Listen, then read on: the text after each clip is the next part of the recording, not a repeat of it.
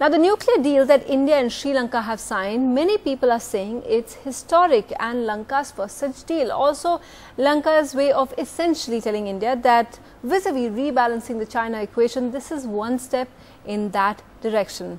My colleague Mayur Chandani spoke to the foreign minister about this perception. I think this has been an agreement which has been in the pipeline for some time, and this agreement actually provides for the appointment of a joint committee to seek cooperation in the peaceful use of nuclear power. So I don't think you're reading too much into it. It's a very interesting agreement, and I think it is also, from Sri Lanka's point of view, a timely agreement for Sri Lanka as well. But certainly it has no part in the balancing of forces, as you put it. You're planning to go to China as well. The relationship between Beijing and Colombo is something that has been a very close one. Do you think there are concerns going to be raised at that end, and how will you then assure the Chinese of what this deal is about? I don't think China or any other country can raise concerns about agreements signed by us, because the foreign policy of our government is a foreign policy not driven by ideology, but by the needs of our people.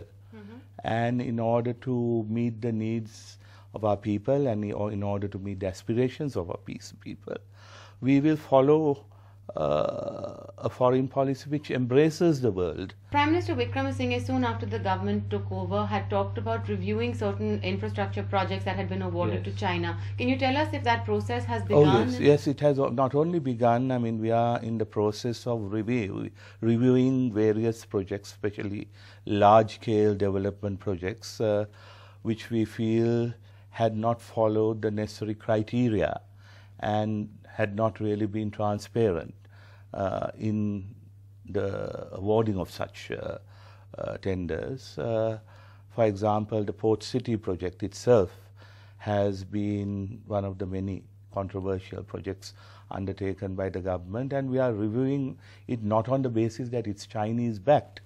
We are reviewing it on the basis that it has had no proper feasibility studies done, and that requirements and transparency expected from such a project is not there. So at the moment we have a cabinet appointed committee look into it, and it will be submitted in a few weeks to cabinet, so that we could take a final decision whether we are going ahead or not.